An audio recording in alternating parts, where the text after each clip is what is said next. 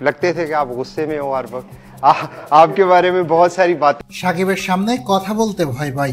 শুনেছি সাকিব নাকি অল্পতেই রেগে যায়। লাহোর মালিকের যে কথা শুনে হাসতে হাসতে শেষ সাকিব আল হাসান। ফাইনালে ওঠার পর ড্রেসিং রুমে এসে খুনসুটিতে মাতেন লাহোর মালিক সামিন রানা। ম্যাচে ভালো পারফরমারদের দিয়েছেন আইফোন গিফট। এছাড়া আলাদা করে কয়েকজন ক্রিকেটারের সম্পর্কেও কথা বলেন, যার এক পর্যায়ে সাকিবকে নিয়ে কথা বলেন সামিন রানা। বলেন, শুনেছি সাকিব নাকি অল্পতেই রেগে যায়।